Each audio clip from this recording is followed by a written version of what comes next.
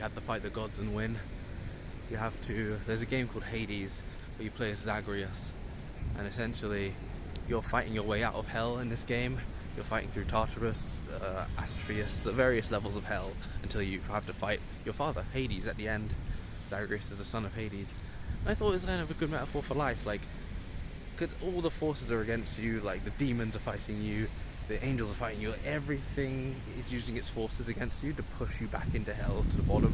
I'm like, that's kind of what life is like. Like, you have to do everything you can to face the forces of this, like, hellscape, and it's not easy. Like, you have to use every resource, and you have to keep resetting, you have to keep dying, and then starting from level 1 with, like, 1% more knowledge, and, like, one little item upgrade, and then keep compounding that, and keep going, and then after, like, 800 tries, finally you reach the final boss, and then you still die, and you have to do it 801 times, and then you beat the final boss, and then you restart anyway. It's life is like this upward battle where, like, you have to do everything in your power to win, like, truly everything. Like, you can't slack in one area, or it will just completely, like, falter.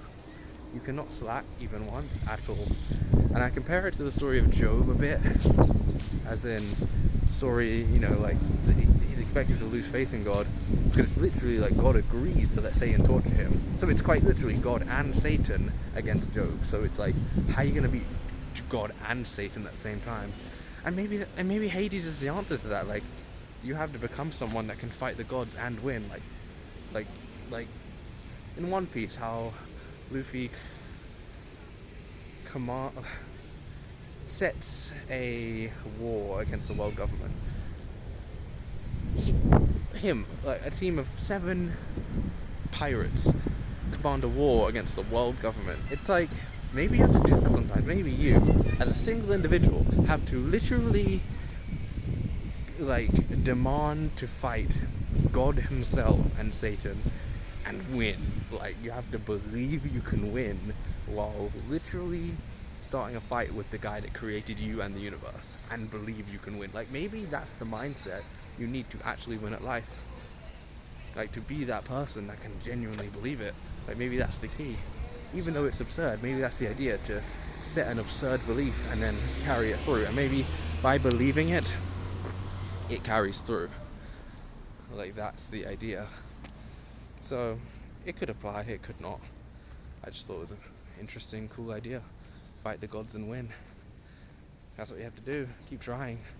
Like, that's what Sisyphus is about. Like, he's cursed, he's punished, he has to carry that boulder up the hill, and then he just does it. He just finds meaning in the suffering. Like, you know, you can find peace in your head. Like, you can meditate while carrying the boulder. You can think about a story. You can literally world build. You could, like, carry the boulder every day, all day, for eternity, and you could, like, write a novel in your head. You could come up with a little game of how many steps can you take before you sweat. Like, you could come up with games. You could literally come up with mental games. There's all of these ways around these situations. You can come up with, like, mental concepts to survive. Everything's like that. You can always come up with some kind of mental concept. So you find some coping mechanism and you do it. You do what you can. You bear your cross and you aim upward. That's the idea. Ask for blessings.